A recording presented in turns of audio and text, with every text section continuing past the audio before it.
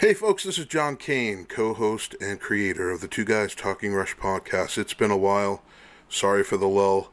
Both Dan and I are taking a extended break working on some side projects that are pretty in-depth. We apologize. Of course, there's a lot going on in the Rush community, and hopefully you're keeping abreast of all that information via various YouTube, Facebook, Instagram channels. Otherwise, we hope you're doing well. We had an episode that sort of got lost. It's one of the more significant episodes, so to speak. Robert Scovill, legendary pioneering front of house sound engineer for both Tom Petty and Rush, joined us back in the spring for an in-depth interview covering the live album, one of my favorite live albums, Rush live albums, or live albums in general. Different Stages, which is an epic live album in the Rush catalog. Anyway, this is an interview with Robert Scovill, and we're talking, as I said, in-depthly about his sort of attack on this album and some of the trials that he had, and of course successes as well. We hope you enjoy it. Happy holidays. Consider it a gift from Two Guys Talking Rush. Take care. Yeah! Hey everybody, this is Robert Scovill, and you are listening to Two Guys Talking Rush. Actually, it's going to be Three Guys Talking Rush, isn't it?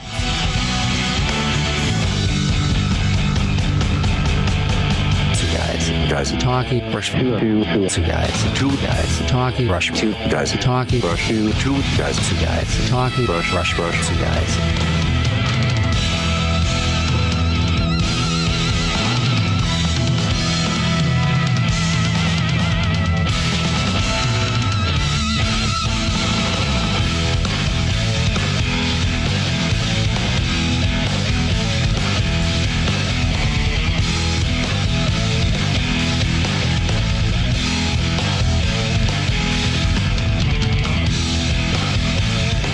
And now, get ready for the Two Guys Talking Rush podcast with your hosts, John Kane and Dan Buxton.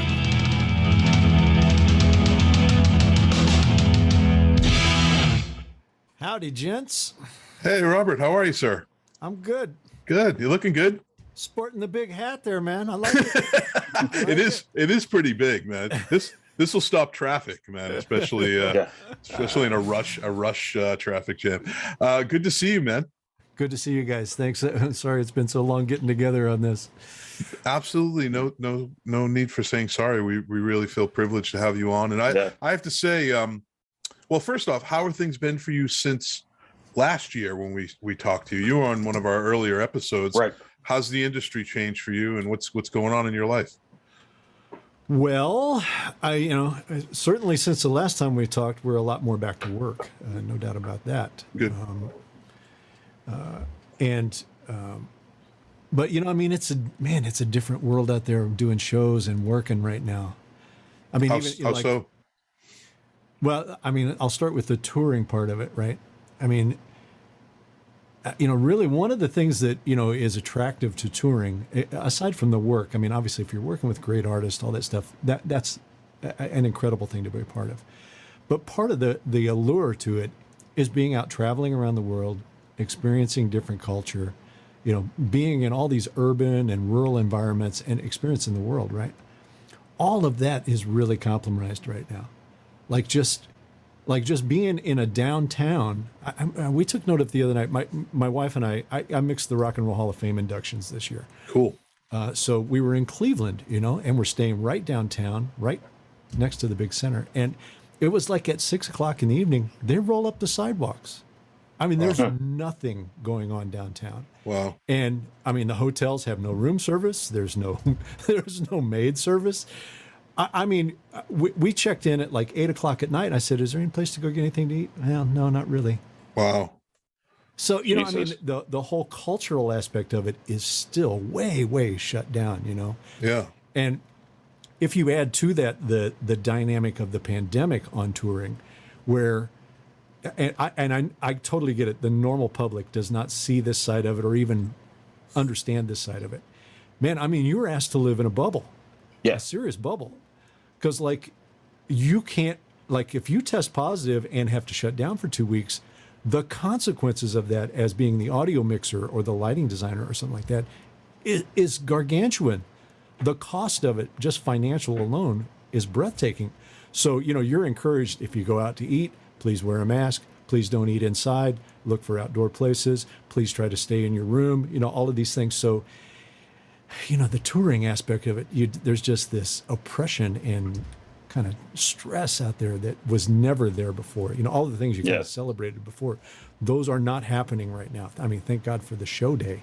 Because that's your only kind of relief, So, it's kind of an unhidden or unseen thing that the general public doesn't see about it right now. Well, Night Bob, right? Of course. Yeah. He's a friend of mine. I love to pick his brain and just hang out with him. And he's just an old school, sound engineer, Old school. Absolutely. And there aren't many Night Bobs left in the world. And when he comes through with Led Zeppelin, he tours with Freely, and then Led Zeppelin, all female Led Zeppelin cover band. By the way, anybody listening to this podcast should check them out. I always visit him, and he was coming through with Freely with Cooper, and I'm like, ooh, maybe I'll pop in and say hello. And he goes, "Sorry, dude." No He's joy. like tour jail, as he said. We can't go anywhere. We can't meet anybody or anything. I'm like, oh, too bad. That's the other piece of it as well, which I didn't even touch upon. When you're out touring, a lot of times you're going to see people you've met around the world, invite them down. Hey, let's have some dinner, blah, blah, blah, blah. No go. No go. Yeah. That is a no go. As a non-starter, Bummer. Well, Too much at stake. Yeah. Well, I hope things change, man. And, it seems They will. yeah. And I see, I just got my copy of Pro Sound News, and it's fatter than it has been. So that was an indicator. It was like, ooh, there's some weight to this. So hopefully advertisements are up and touring's up. Obviously you see large shows happening. Yeah, it's going to change. It's going to slowly morph back to the way it was. I have no doubt about that. It will happen over time. Yeah. And given the choice of not working or working in the bubble, I'll take working in the bubble every day of the week. Absolutely. Sundays, right? So absolutely. Well, I'm so excited. Dan and I are both so excited to have you back. And, we talk a lot about favorite albums on the show, in particular, favorite live albums. And, I remembered when I listened to, and this show is most specifically focused in on different stages. When I pop that in, I've been listening to it all day. It just brings me back to college time and my girlfriend and all these things, these memories, but just putting it into the CD player of my car and just getting that digipack and sort of smelling it and all that. What a fabulous album that is. I mean, that's probably, Dan and I were just talking about this, it's probably in our top 3 of Rush. Oh my gosh. Live album. Absolutely. The quality of the sound of that is incredible, man. Of all the live albums that they did, I think that's the best sounding one. And every time I listen to it, the words that keep popping into my head every time are crisp and sharp. Wow. Every single time when I listen to them, it's, and there are songs on it that like I'm not necessarily as crazy about like the studio counterpart, but that really come through on that album, like Dreamline. I think absolutely. I'm so glad and I honestly relieved to hear you say that, because that album was truly a labor of love. Yeah. And, I not for nothing, maybe we'll tell the story of it today. It was hard to get there. It was really, really hard to get there with this record. Yeah. There was a lot of consternation about the sound of it, about how we captured it, all those things. And so, I'm sure we're going to go down that path today. John, I hadn't listened to it, honestly, in ages. Sure. Ages. And when we talked about doing this podcast, I was like, you know what, I'm going to go back and relive that record a little bit. And I was really pleasantly surprised. I was like, wow, this is so much better than, because your emotions are all tied into it when you're building it. So much better than I remember it. And I was really struck by just the catalog of songs that were on it. I was like, wow, excellent. I had forgotten we had, recorded, this number of these songs. So, yeah, I actually walked away from it feeling really great about it. But you should. Like I said, it was a true labor of love. And man, obviously happened at a hard time. Yeah, well, right. And right, exactly. And, time is so fleeting, man. I mean, it's so seems so fresh and new, but yet it was a while ago when that happened. And when I listen to that album, especially with headphones on, which I recommend everybody do, I listen to other live albums like Rush and Rio, which I think is good. I like Rush and Rio. I felt as though the mix of, I think the performance is excellent in Rush and Rio, and I think the audience energy is very important for that live album, because that's what was special about Rush and Rio.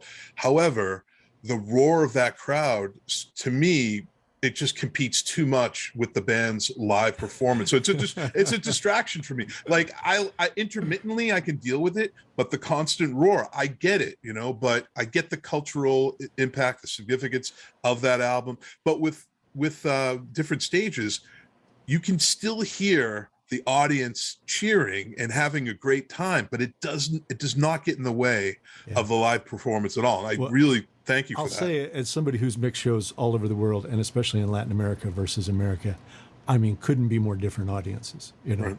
I mean, much more frenetic, constant audiences in Latin America, no doubt about it. I mean, very, very high energy audiences. Absolutely. Where, especially the Rush audience, they have their moments where they can be very energetic, but they're also very cerebral. I mean, there are times when they want to hear every nuance of what's going on.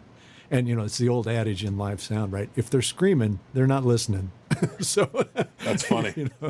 That's funny. So relax, Yeah, exactly. Well, here I dug up some stuff, and at the launch of this live album, I mean, one could ask is obviously there's a balance between Rush being an incredible studio band, recording their work, and live band, because as a fan of Rush, I looked forward to both. I looked forward to the studio albums. I looked forward to the tour.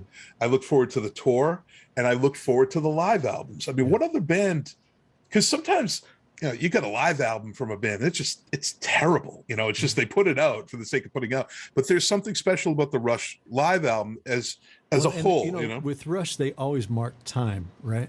Right. I mean, it was just like they almost kind of perfectly placed them in their lineage. And I remember as a young Rush fan, I mean, I was with them from album one. I was all in. But I remember the first time I heard All the World's a Stage, I mean, I was so juiced to go see them. I just remember thinking, I cannot wait to see this band live. I cannot wait to go see this. And that all came from that live record. That didn't come from the studio records, even though I wanted to see them at that point and had seen them. But after that, I was just like, wow, I cannot wait to see this band live.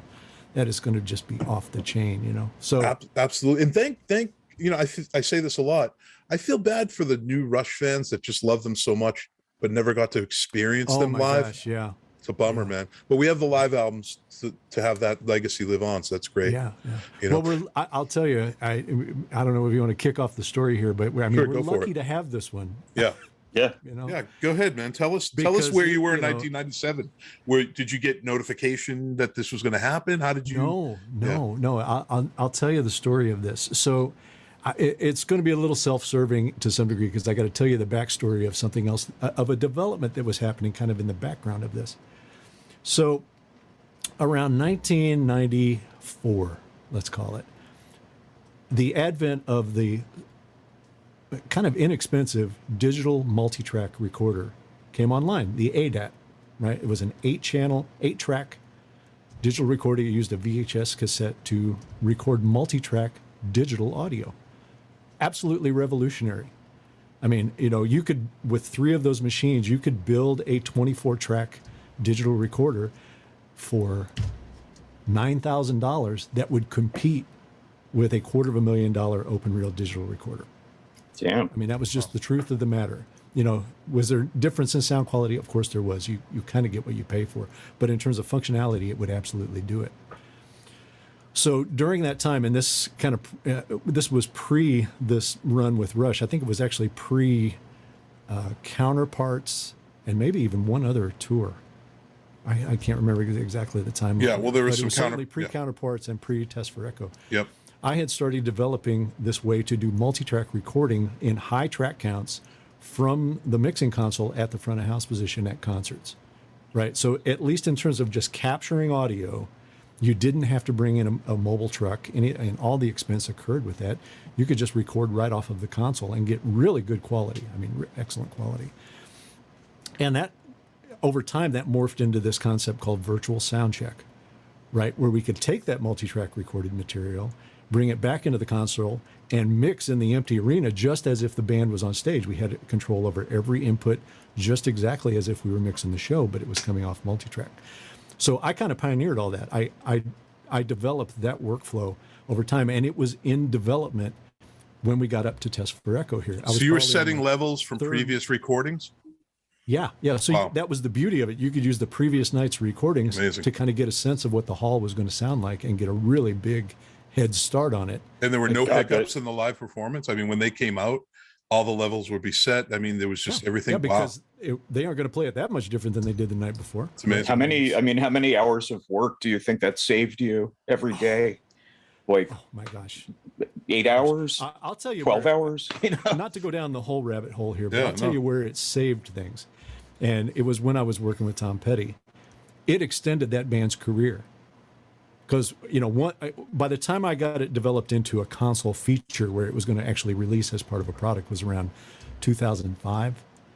And once Petty found out that we could do that, and not only do it from the front of house, but we could do it for monitors, things like that.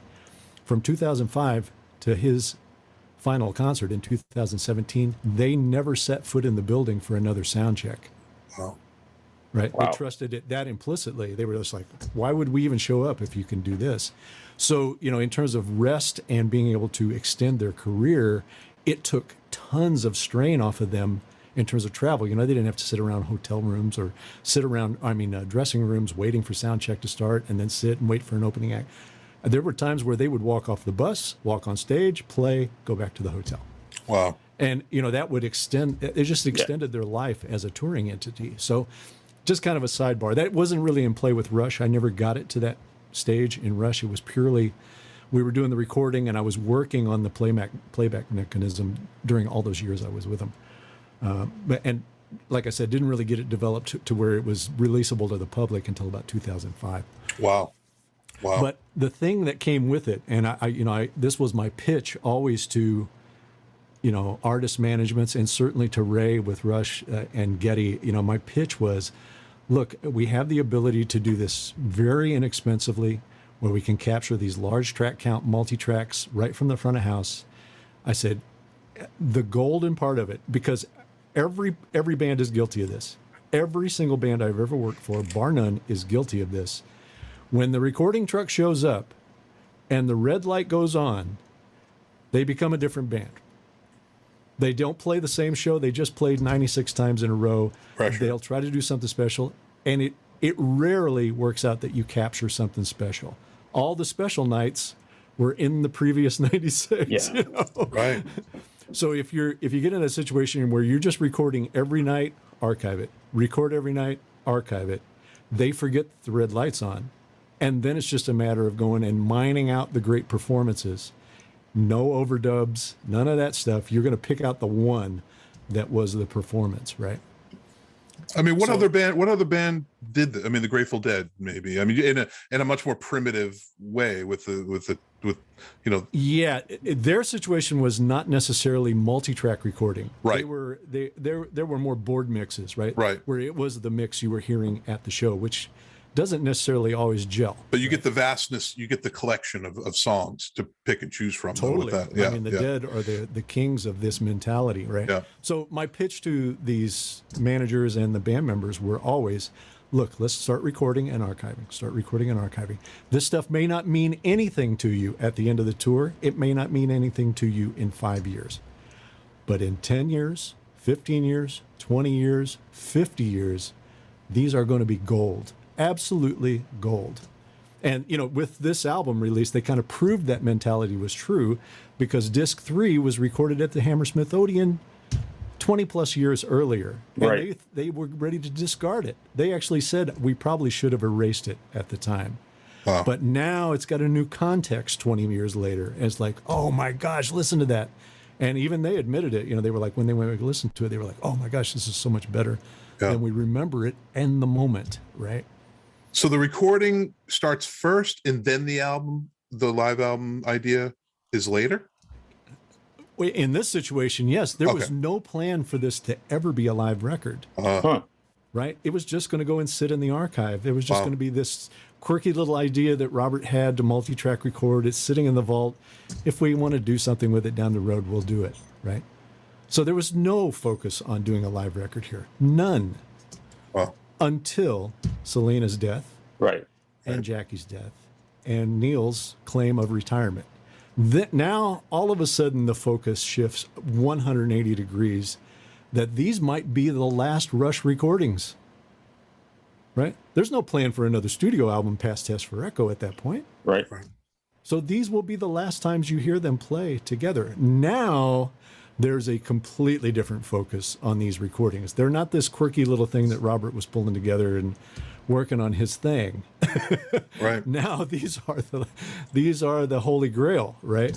So There's another tipping point to this too, is that in 97, well, this was recorded, to remind those who are listening, at the World Amphitheater, June 14th, 97, suburban Chicago, on the during the Test for Echo tour.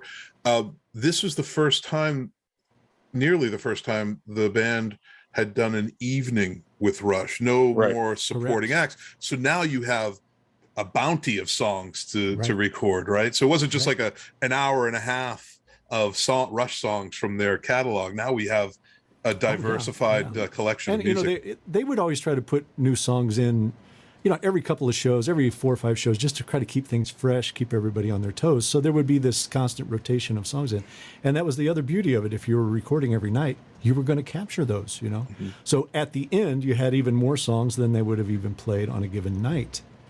Right. Mm-hmm. So again, it's like building this live catalog thing. But, I mean, I make this all sound nice and rosy and like it went great. It didn't go great. Right. Yeah. Technically speaking, it was an absolute failure. Well, that was going to be my next question. So you're recording all these songs on this tour. Why did you mainly just focus on the World Music Theater? Well, here's the answer. I wish it was a better answer. So to do this process, Rush is a very big channel count. I mean, we were probably mixing 70 plus channels. Wow. For this band here. Wow. Right? Wow. And you have to have an individual track for each. In this configuration, you have to have an individual track for each one of those channels. So we had to build essentially a 72-track recorder out of these 8-channel increments of machines, right? But the technology claimed, we can do that. It'll work fine. Blah blah blah blah. So we had moved up to the newer version of the ADAT. It was a 20-bit ADAT, kind of the gold face ones for you ADAT aficionados out there. And they had kind of beefed up the transport, etc. But we were having a horrible time with it, because the transport kept snapping the tapes. So we had to do, in a show as long as the Rush show was, we had to do essentially 3 tape changes throughout the night. So you're going to take 9 VHS cassettes out, put 9 in, hit play. Hopefully it's going to synchronize, and off you go. Okay, so I think we did 56 shows on that tour, 50 plus shows on that tour. We were able to successfully record head to toe 17 shows. Wow. I saw 20, but it's 17 exact. 20. I think it was 17 head to toe. It was probably 20 because there might have been shows where we caught the first half of it, but didn't get the second half, things like that. Yeah. And man, I mean, you see all this gray hair? All that came from ADAT. But I mean, if you think about it, I mean, I don't know if I've ever seen, and I've seen probably Rush around 40 times, 35 times. I don't remember them ever being bad. I mean, maybe there was some little they were the most consistent nighttime. Yeah, I was going to say, band I've ever worked. So with. out of 20, isn't 20 enough? I mean, to pick, I mean, a band as discerning as Rush. Let's be honest. Perfection. They're going to nitpick it. Yeah. They're going to go, oh, I can't believe it. I mean, what sounds good to us, what sounds perfect to us. Yeah, they know. It's a whole different story for them, Yeah. And you have to get past them.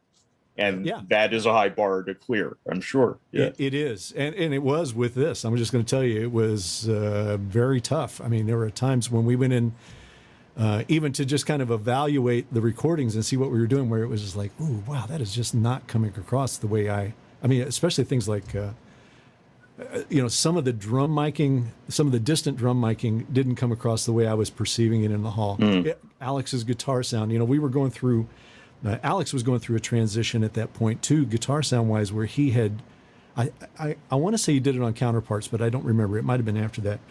But he had switched over to Marshall amplification on his guitar rig, and that was a big transition for him. Yeah. I mean, it took him a while to really get that settled in.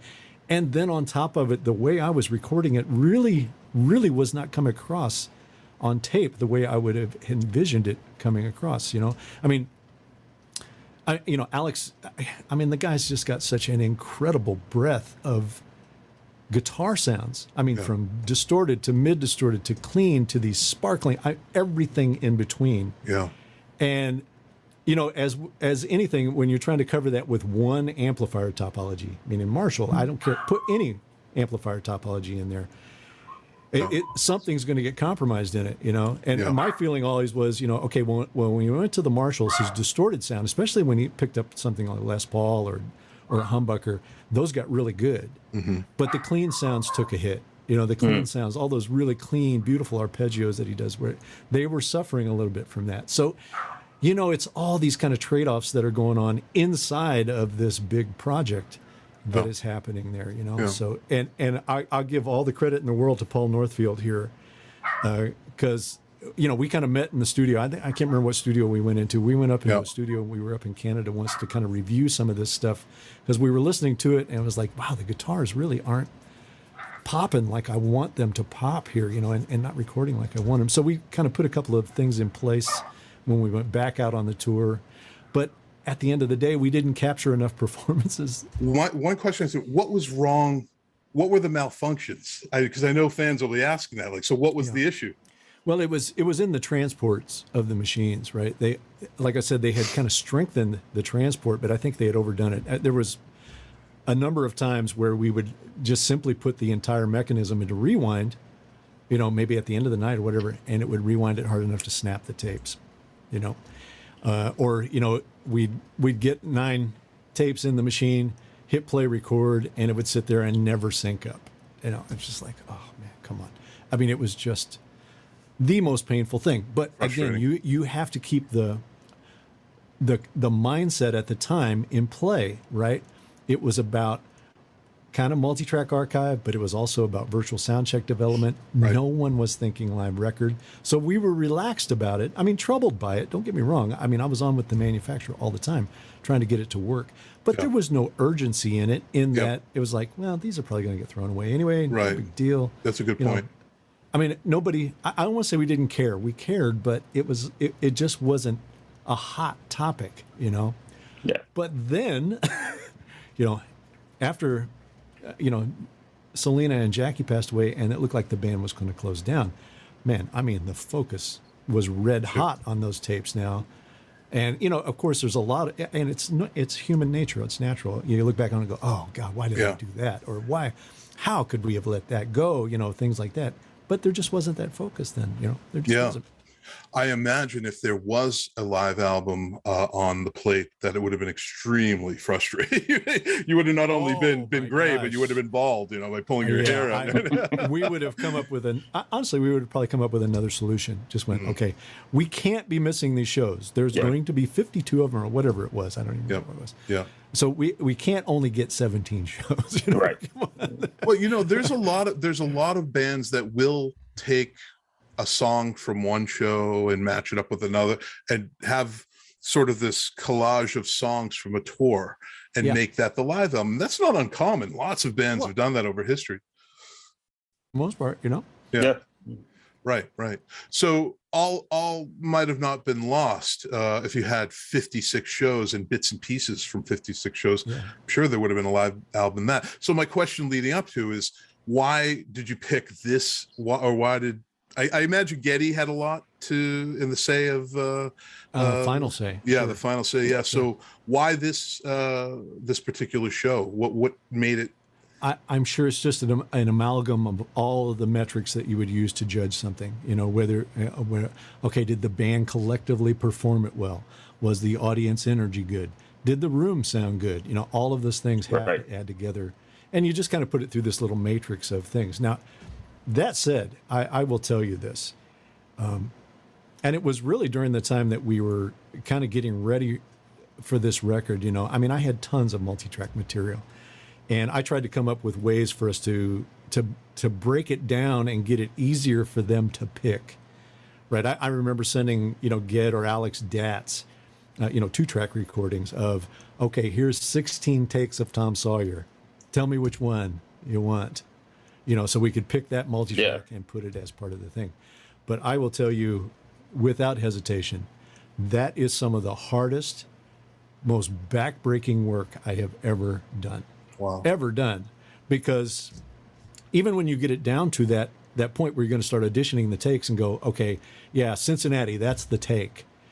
Man, if you're going to, even for as much as these guys know their own music and it, after the third song or the third take, the fourth take, the fifth take, I don't know what's good anymore. Right.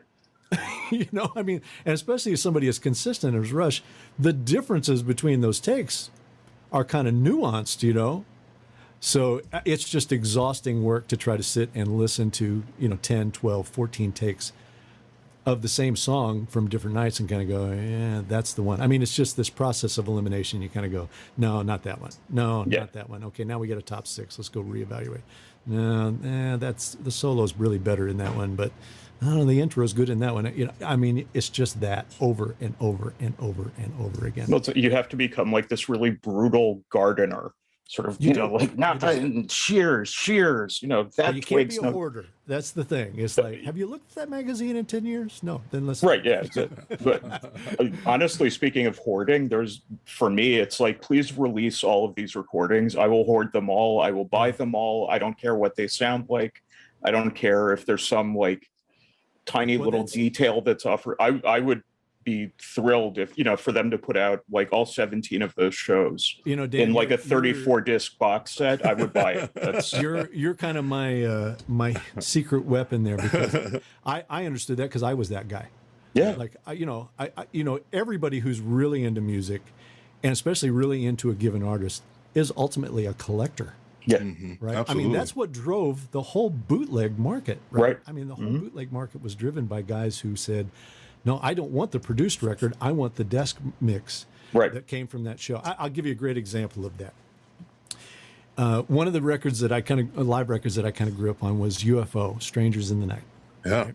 Right? Great record. I love that record. Classic. Underrated band. Hugely underrated band. Totally. But, I always loved that record. But as I grew into being an audio professional and started reevaluating that record, I was like, wow, man, that sounds like there's some overdubbing going on there.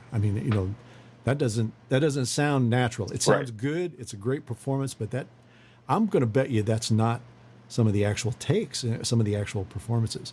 Only 2 years later, somehow, somebody came up with the desk mix of that night. And you can hear it in all of Phil's vocal performances where you go, okay, they went in and overdubbed all the vocals on this. Yeah. Wow. Now, again, you got to keep things in context, right? Yeah. At that point in the history of the music business, a live album was considered part of your album contractual obligation, so a lot of guys would put out a live album just to fulfill their record company contract, to get to the 6th record or whatever it was going to be. Yeah. So there was way more emphasis on getting it and making it sound great, making it be great, regardless of what it took to do that. And in those days, you weren't multi-track recording every night. There was going to be maybe a truck show up, 1-2 nights out of the tour, and that was going to be your shot. So whatever you got, you had to make sound good, or you had to go fix it in order to release it. So I kind of back off and go, okay, that is what it was, But the attraction came from that 2-track desk mix where you go, okay, this is the real thing. That's what I want to hear, right? Yeah. That's the beauty of this kind of multi-track archiving. So it reduces the need for overdubbing. Yeah, is what you're saying. The whole goal of it was to come up with actual live recordings that sounded great and were great performances. Let's release those. Let's not overdub it to death. I suppose there are several reasons why a band would overdub in the case of a live album. One is because you suck. First and foremost. Or there are technical issues. Right. Or the mix was bad and you need to go. Well, the mix is going to get taken care of post. Yeah, so the mix is not an issue. Mix is going to get taken care of post, yeah. Almost always it's a performance. Bad miking, bad performance, yeah, right. Performance or microphone, one of those two things. Yeah. Well, look at Peter Frampton's, Frampton Comes Alive. I happen to love that just because it's indicative of the time. So I'm a 70s kid. I think it's love one of the greatest live recordings ever captured. Absolutely. But I think he still overdubbed that. There were still parts of that were overdubbed. Not a lot, but I'll tell you what, if they did. It's very little. Man, they did it with absolute expertise because it does not sound overdubbed at all. Right. And I still contend that's the best audience recording that's ever been done. It's great. Only to be seconded maybe by, there's a Buck Owens recording from the Carnegie Hall that I've always contended has maybe the best audience recording ever. Yeah, but Frampton's right there. It's a great one. I was cranking it all summer, but so when you think of it, but look at like Kiss Alive, famously overdubbed. Unleashed in the East. Unleashed in the East. Unleashed in the East is that's I think exactly what happened was Halford's there was some problem getting that signal. Yeah. So he had to go and overdub all the vocals later, and so Especially people call it Unleashed in the studio. Early wireless mic technology. I mean, it was so horrible. I mean, my take was that overdubbing after the fact is like actually kind of normal. Like that's what happens much of the time. And it was certainly normalized by the record industry. Right. Yeah. I can remember the first couple of albums I heard that I thought were like pure live recordings. And then I learned something was overdubbed. I was like, they lied to me. This is hard. But I grew up. Mentality started with my conversations with Petty, where it was just like, okay, we're a good enough band. We should be able to get a full take of the song without having to overdub, don't you think? Right. And I certainly applied that to Rush. Rush was certainly capable of having, takes that didn't need overdubs on them. Now, I can go back and I know it sounds like rationalization and probably is, but if I had a take of a Rush song or, whatever it is, that was 99.9% great, and there was one, really glaring error in it that you thought, okay, we could fix that with an overdub, where it's glaring enough to be distracting, I might consider going back and doing that. It's tricky to do it, but I might consider it. But there's just as much a part of me that just says, no, that's part of the charm of it being live. Let the wart exist. That's part of the charm of it, When it's I think that was part of what happened in the 70s and the early 80s with live albums, is that everybody was so vain and so worried about showing any kind of imperfection, that they went in and took care of it all. I blame producers for that, honestly. It's also very deceptive, in a lot of ways. At least be honest about it, to the level of overdubbing that you're doing, and I always come back to this because we hold music to a different standard. Sure, but movies are 100% overdubbed. Absolutely, yes, 100%. So maybe we can. But I always like the integrity of music there. Where you capture something. Right? Yeah, absolutely. You're absolutely right. Show the warts and all that. So when the production of the album occurred during Neil's recovery from this terrible loss in his life, and he wasn't involved in the production at all. So you're mostly working with Geddy and Alex with regard to the. Really, my role in the whole thing at the end of the day was to sort it. Okay. And narrow it down to enough takes that they could manage it with Paul. Yeah. So Paul was overseeing the mixing. Obviously, those guys are involved in the mixing, et cetera. And I kind of got disconnected from it at that point. Once it was turned over to them, all good on you there, fellas. Go get them. Now, like I said, I know it was hard. As a mixer, you just know it sometimes when you get in the studio and you start pushing up faders and things are not coming up right. It's just like, wow, how are we going to get this to sit right and sound right? And they had those struggles with these recordings, without question. So it was tough. I commend them for getting it as good as they did. Yeah. I just want to remind those who are listening that the songs on this, if you don't have different stages that you must get different stages. I was actually looking on eBay to see if it came out on LP. I'm just, Oh, that's I'm a a, good I'm question. a, I know I'm a record guy. So like, oh, I'd love to have that on vinyl, but I didn't see one. I was gonna say, is it on vinyl? I don't think so, man. You know, you could be, I mean, a copy of Counterparts on vinyl is like $300. Nice. It's absurd. I know. Oh I can't my afford gosh. it. I can't afford. If anybody wants to send me one, I'm here. You Yeah. know. But I had a fan send me a copy of Presto and Yeah. Roll the Bones on it. Dan gave me his version of it, so I Yeah, I appreciate have it. both Dan. of those on vinyl for Yeah, those are collectible. So just to go through the track list, Dreamline opening up, and it seemed like Rush did that a lot. They opened up with Dreamline a lot. Was the opening song on the tour. Oh my God, yeah. And they did that for a while. It's such a magical song. Limelight, which I just listened to. It's so crispy, man. I love that song. It's That probably was one of them, John, that struck me on my listen through, after being away from it for years. I just So remember good. thinking, wow, that's actually a really good take of Limelight. it's so good. It's so good. Driven. And Analog Kid on there is really good too. Like that's a absolutely. great like crackling version of it. Yeah, yeah. Driven, Bravado, Animate. So they have songs from Counterparts, Show Don't Tell, The Trees, Nobody's Hero, which is pretty incredible. I forgot that they had played that live, Closer to the Heart. And then we have Analog Kid, which you're right, Dan, that is a great version of Analog Kid. To be able to capture that live is amazing. Yeah, 'cause I'll tell you something, they didn't play it very often. Absolutely not, man. No. Free Will, Roll the Bones, Stick It Out, Resist, Leave That Thing Alone. Now, when they performed, so I always loved Rush for their sort of instrumental, these interludes of instrumental, just jamming with each other, whether it be in the studio or whatever.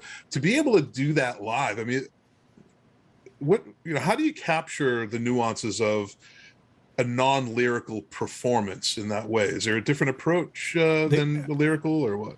I kind of, when I'm mixing those songs, whether it's, Leave That Thing Alone or La Via Strandiato, any of those, I kind of zoom out on it and say, okay, what are the big things that we've got to make sure that everybody gets? And then what are the nuances that everybody's got to get? And usually the nuances were in Neil's playing, that you needed to really focus on and shine at times. Yeah.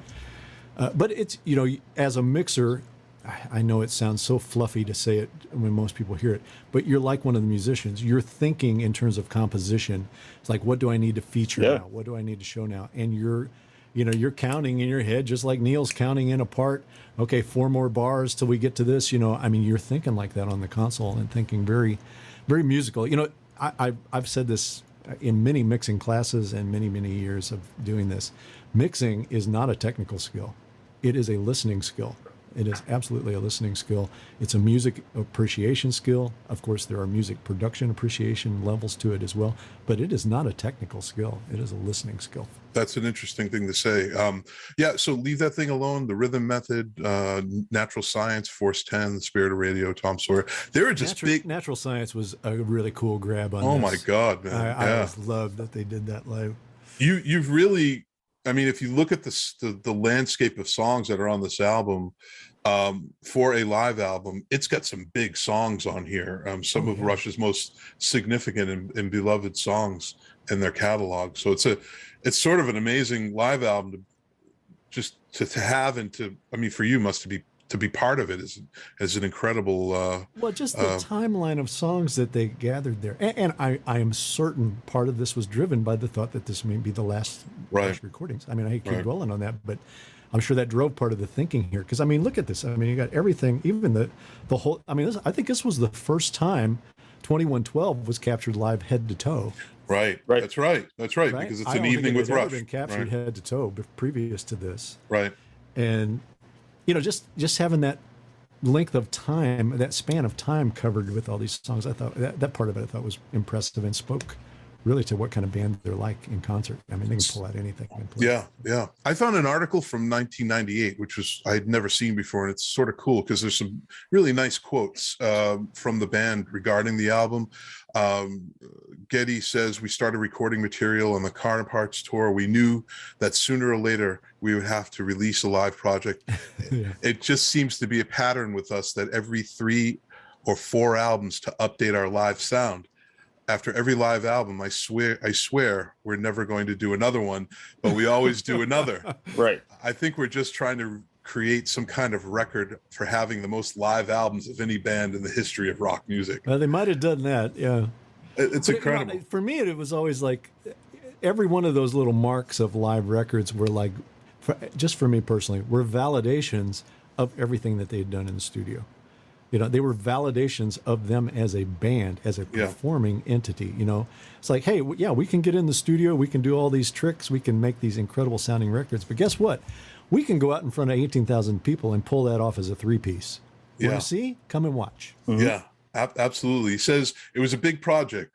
It required a lot of work and a lot of methodology and planning to get it accomplished because of the volume of material that we have recorded. Amen, brother. Amen. And because of the way that we decided we wanted to approach this live album, it was different from the past by recording on an almost nightly basis until we captured enough very natural performances. So I just read these quotes because Geddy's not here, and it's sort of nice to hear what the band thought about it. But well, I'm glad to hear. I hadn't read that article, but I'm glad to hear him say that because I mean that tells me that he totally got what we were doing. I think so, man. Yeah, absolutely. For intents and purposes, I had a lot of help. We had good pre-production help from our live sound engineer Robert Scovill, and Paul Northfield was kind of my co-producer and mixing engineer, and just an invaluable in helping sort through all the stuff. So pretty cool stuff, man. Yeah, just incredible. I swear to you, just the sorting of it is just a monumental task. It'd be so easy to underestimate it. How tough can it be listening to Rush music all day long? Yeah, let me tell you. How did Rush compare to, you've toured with a lot of other bands and recorded a lot of material. And I know you might have mentioned this in previous episodes, but how did Rush compare as a touring group with regard to the experience of being with them? You know, some bands are like, get away from me. Oh no, I don't want to. I don't. You know, you're over there, I'm over here. Don't look at us. You know, all that. No, you know? that was absolutely the attractive part of it, and it's something I didn't expect when I was asked to enter that camp. Yeah. But it's something that I cherished very, very much. So that it was collaborative. Mm-hmm. It was totally collaborative between me, Howard, and the band. You know, Howard doing all the scenic production, all the visual production, me doing all the audio production, and the band to be involved in all of it. It was totally collaborative, which is rare. I'm just going to tell you, it's rare to have a band that hands-on to all the elements of it. But man, I loved every inch of that. It's still one of my favorite touring experiences ever. Yeah. I mean, just because they were such great personalities to be around. I mean, we spent a fair amount of time on off days together, as well as, on show days. Yeah. So it was, I cherished every moment. It broke my heart to have to leave it. I'll just tell you. Yeah.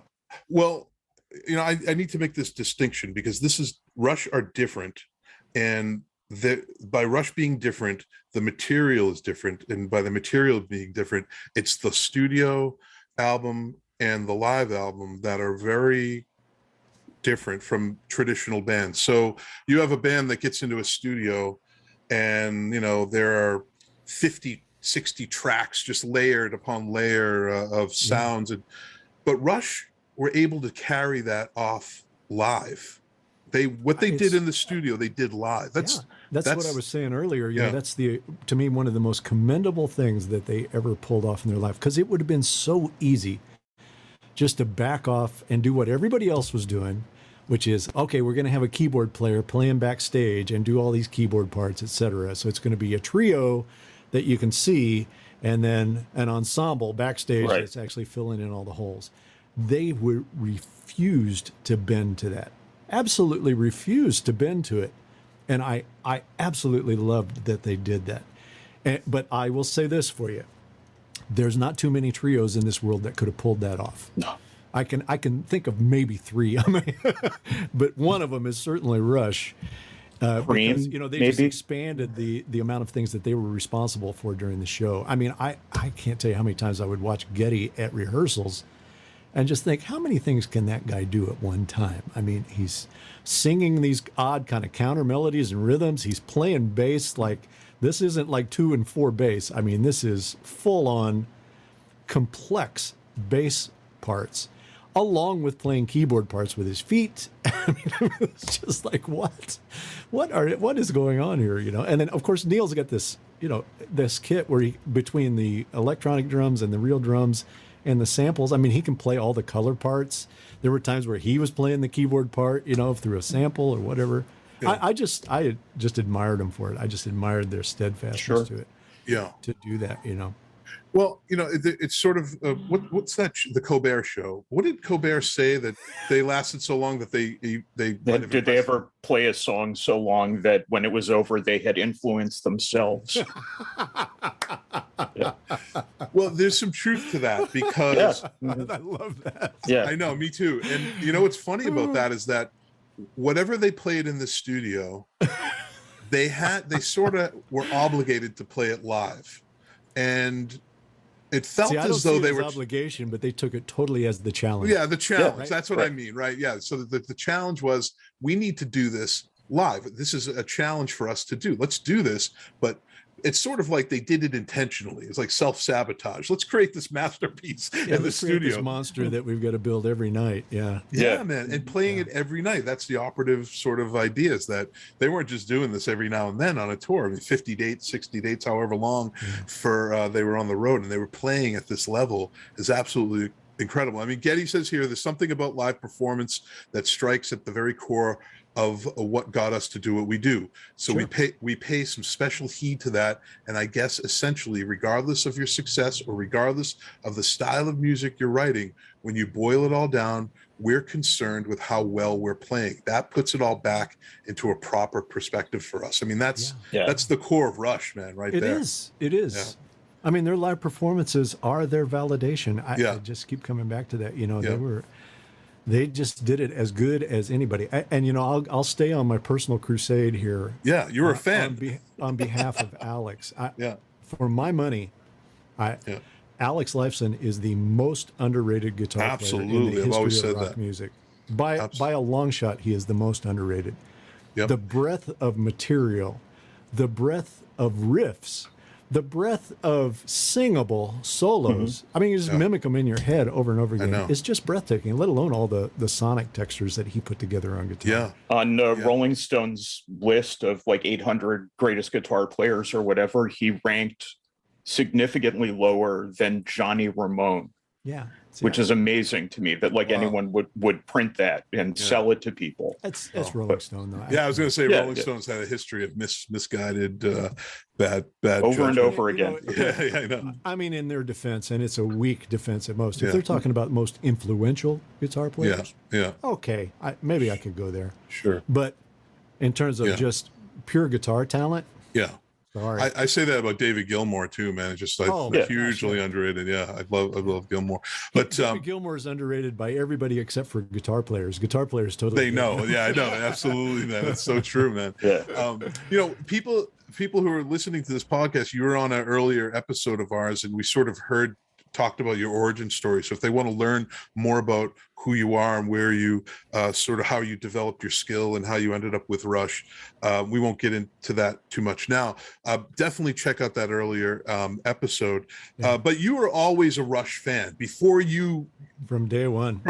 Yeah, that's what's cool about your story, is that you're talking about All the World's a Stage at a time where maybe you didn't know you were going to end up working with Rush. Are you kidding? I couldn't have dreamt it in my wildest dreams. I mean, I've always said that. I'm the luckiest guy in the world. I'm the Rush fanatic that was asked to mix the show. It's like, are you kidding me now? You know? That must have been fun, man. That must have been fun. Oh, my gosh. I mean, I will carry this memory to my grave. I mean, I was mixing Def Leppard at the time. Yeah. With Geddy Lee standing over my shoulder. Wow. And I was auditioning for him. Right. No pressure. No pressure. No pressure. And the situation of the show was completely untenable. You know, it couldn't have been a worse day production-wise. So, wow. So, what happens to you after different stages come out? I mean, when it comes out, is there like a release party, or are you able to sort of revel in the masterful work that you've done, or what? No. I mean, I think it came out under such tough circumstances. That celebrating it certainly didn't feel right. You know. I mean, I think everybody just had such mixed emotions about it, because there were early quality issues and stuff, but it was like, okay, but we've got to release this. Yeah. We can't just put this in the can and let this not exist. Because remember, and it's vitally important to keep this context in place. Yes. As you're working on this, Rush is not coming back. Yeah, it's the end. There's no R40. That stuff is not even remotely visible on the horizon. Rush is done. They are done. Neil has announced his retirement. They are finished. So the focus back on this project just became so white hot, Well, here, lastly, Getty says, the interviewer says, did he think the band would still be going in 1998? Getty says, no way. I had no idea what we'd be doing. Who knows where your life is going to take you, but it's been a pleasant surprise to be able to stick around for a while. Let's face it, it's a great job. I try not to take it for granted. I try to protect it. As for the next Rush studio recording, Lee says, we really have no definitive plans at the moment. I would say that we're on an extended hiatus, and there it is. Yeah. That's amazing. So, because it wasn't lost on anybody, I'm certainly not lost on Neil. Yeah. That he's the lyricist in the band. Right. You're done. So the last thing he probably wanted to do, certainly early on, was write lyrics in that emotional state. My gosh. But I'm sure at some point that became cathartic for him, but it had to be years later. Yeah. Well, Robert, thank you so much for coming on again, man. It's been such an honor, and thank you for such incredible work. I mean, we're so grateful. All Rush fans across this planet are so grateful for what you've given us here, and the quality sound and the attentiveness to the technology and the treatment of helping Rush be the best Rush they possibly could be. We thank you for that, dude. Man. Also, I would also like to say I think you were our third guest ever. That's right. Yeah, and at the time when we interviewed you, like everything was shut down. Nobody knew what was going to be happening, and I understand there are still a lot of kinks left to work out and that sort of thing. But I'm glad for you and people in your profession that things are starting to pick up, even if it's a little surreal and not the way you remember it. I'm glad you're moving in the right direction. There's been a very interesting thing happen as a result of it, and you would only see it if you're kind of in the business and working on this side of it. I saw it at the VMA Awards this year. I mixed one of the stages for the VMA Awards this year. And the Video Music Awards is typically a very frantic place. I mean, there is hundreds upon hundreds of people there, all the bands, and it's tension city. I mean, everybody's on edge. Everything is frantic. Everything's changing last moment. That is historically what it's been. Yeah. And this year was their first year back after being shut down. And I could not, it was so palpable. I could not get over how calm everybody was. Everybody was polite. Everybody was respectful of everybody's space, everything going on. And I just remember thinking, okay, everybody's got a completely new appreciation for being allowed to do this now. Yeah. This is not a given anymore. Yeah. Everybody's kind of saying, man, I'm glad to be back. I'll bet you're glad to be back. Let's not beat each other up here, right? Yeah. It was really cool, and I've seen that across the board at other shows I've mixed, other touring things that I've done. It's the same way. Everybody's just backed off a little bit and gone, okay, this is a pretty cool thing we get to do here. Let's help each other out here. Let's be a little more community here. Yeah. Is there anything you'd like to plug, Robert? Can folks find out more about you and what you do, or do you have a website? Or Well, if you want to go to my website, I got a pretty good lineage of my history up there. You can, check my CV or any of that stuff. Okay. In terms of just recent work, like I said, I just mixed the Rock and Roll Hall of Fame inductions about a week or so ago. I'm going to be mixing the Latin Grammys Person of the Year and the premiere shows coming up. Cool. I recently just recorded my first opera. Believe it Wow. or not, I recorded an cool. orchestra and the singers for an opera called The Copper Queen. It is really cool. It's going to be playing in movie theaters coming up. So Oh, wow, if you fun. get a chance to go out and see that, it's really, really cool. It's Oh, kind of wow. a true story opera, but it's really great. And the recording of it was fantastic. So just those kind of things. Awesome. Well, there it is, folks. Another incredible episode of Two Guys Talking Rush with the magnificently talented, pioneering, live sound engineer, Robert Scovill. Bless you, my son. Bless you. It's the least I can do. I can't pay you. I might as well beef you up a little bit. Yeah, that's awesome, man. Thank you, Robert. And we appreciate you. You can come on the show anytime, dude. John, Daniel, thank you, man. I appreciate you guys asking me on here. So I appreciate the opportunity to go relive this a little bit. Like I said, it was great to go back and re-explore it and gain some re-appreciation for it. It was nice. Very Awesome. cool. Thanks, dude. Thank you, guys.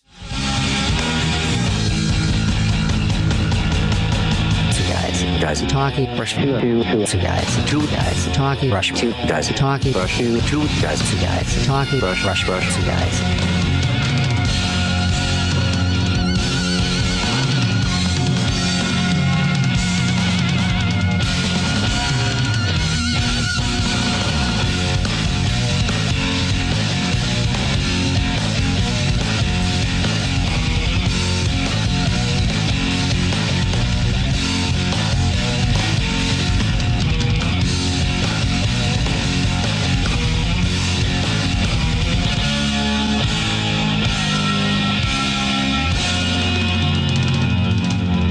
That's